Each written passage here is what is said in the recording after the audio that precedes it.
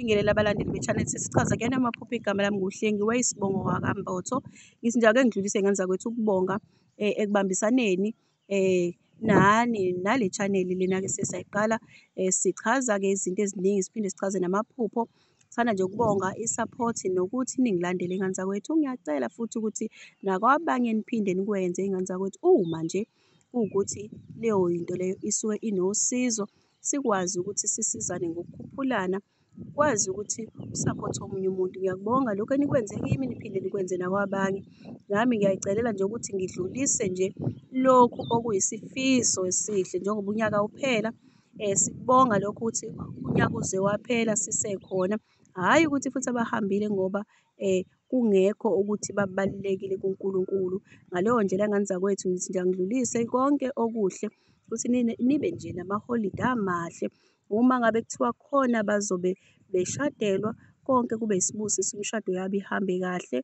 Uma ngabe kuthiwa khona bazobe bengcwaba bebeka, cela ukuthi uNkulunkulu ahambe nabo, kube wuye ozobe esingatha yonke le ndawo ngoba phela uyena odalile futhi uyena ophile. Siyacela nje ukuthi abazobe sebuhlungwini uNkulunkulu abe nabo, abaduduze. Mase kuphinde futhi kuphinde esikhathini esilandelayo kube khona injabulo, mase kuba khona nokunotha iy'ngane zakwethu.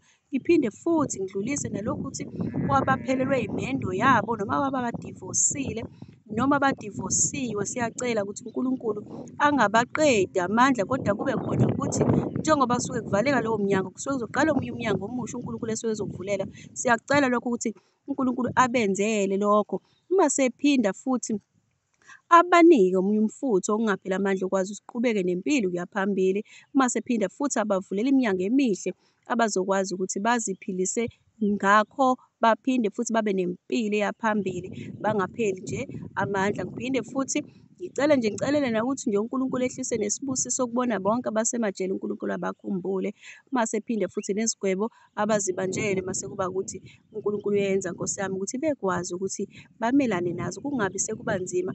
Noma Nkosi yami kuwukuthi umuntu isigwebo asibambele uyasazi, mase kuba ukuthi nje abekezele uNkulunkulu amshintshe amkhumbule ngolunye usuku. Bashintshe ney'nhliziyo ukuze mase bebuya nasemphakathini uNkulunkulu ebenze bebe ngakuyena nomphakathi ukwazi ukuthi ubamukele. Ngibona lokho iy'ngane zakwethu engikufisayo ngenhliziyo yami yonke ukuthi abasuke behanjelwe abantwana, baphuphunyelwe abantwana, ngoba khona ubuhlungu, abadlulelwe izingane, abalahlekelwe izingane. Cela ukuthi uNkulunkulu kube nguye ozolungisa kuyona yonke leyo ndawo. Uma ngabe kuthiwa badlulile abantwana, uNkulunkulu nje abaphinde abaphe abanye abantwana ngoba yena uphethe konke emhlabeni. Ngiyacela nje ukuthi uNkulunkulu enze umusa ukuthi nalaba abangabanabo abantwana, ngoba konke lokhu engikukhuluma lapha izinto esike siyikhulume. Ngiyacela uJehova omkhulu, umdali wezulu nomhlaba, ukuthi aniphe iy'ngane zakwethu abantwana ngendlela yakhe. Ngiyakwethemba konke nje siye sikuthandaze sikukhulumayo ukuthi uNkulunkulu esimkhonza nesimlandelayo uyakwazi ukube seyakulungisa. Ngiyacela futhi nabangaphasanga kahle ey'koleni, abangenzanga kahle ey'koleni, futhi ngokulandelayo kube uNkulunkulu noJehova nabantu basemakubo babanike amanye amandla futhi okuthi belungise phela. Kungabe sekuwukuthi sekuphela impilo, belungise. Uma ikhona indlela yokuthi uyakwazi ukuqala aphindele esikoleni akwenze, lingabe lisenzeka lelo phutha. Futhi nakhona nabo abenziwe noma behlelwe yileso simo bangabe sebephela ithemba. Vele phela emhlabeni kufundwa nje ngamaphutha, yabona. Mase kuzophinda futhi iy'ngane zakwethu abasuke iy'ngane zakwethu besebugebengwini uma befisa ngisho nokuyeka, siyacela ukuthi uNkulunkulu abalekelele ababuyeke. Phinde Nkosi yami kube yilaba abasezidakamizweni, uNkulunkulu nje abalekelele baphume kuzona ukuze iphinde impilo iqhubeke, bazikhumbule ngoba niyazi ukuthi lapha e-South Africa kakhulu sinenkinga iy'ngane zakwethu yezidakamizwa. Siyacela nje ukuthi bona bonke abasebefusa ukuphuma nabangafuni ukuphuma mase bebuyele uNkulunkulu abuyise lento ekuthiwa unembeza, novalo, nokusaba, nenhlonipho, khona beyokwazi ukuthi behlule isitha kanjalo mase phinde bethola nosizo lokuthi basizakale ukuze bayoyinqoba leyo yinto ngoba iyinto ebulala isizwe esiphila kusona.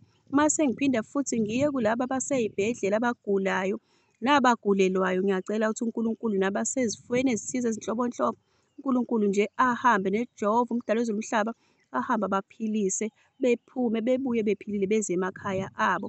Nabafunela umsebenzi, abafuna amabhizinisi, cela nje ukuthi uNkulunkulu enze umusa Mdali wezulu nomhlaba, siyakuthemba konke nje lokho esicelayo ukuthi uNkulunkulu uyezwa, uyakuphendula.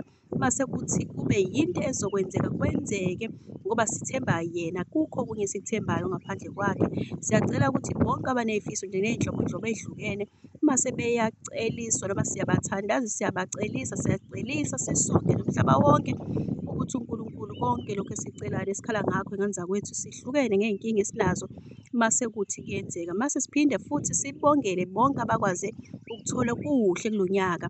Sithi nje siyabonga, siyanibongisa, sicela ukuthi uNkulunkulu kulezo zinto aziniphe zona. Uma ngabe buwakha ikhaya lakheka, uma ngabe uthenga imoto, uNkulunkulu akugadele, ikhaya lakho akugadele lona. Uma ngabe ubuthola umntwana wakho umkhulise ngaphansi kwesandla sokwazi uNkulunkulu nabantu bakubo ukuze phela impilo izoqhubeka kwazi nokulungiseka umhlaba. Uma ngabe kuthiwa kade beganele umshado wabo ibe mihle iqhubeke iye phambili. Siyakucela nje konke okwenzeke nabaphasile bakwazi ukuthi bathole ezikhala zokufunda ngendlela abafunayo.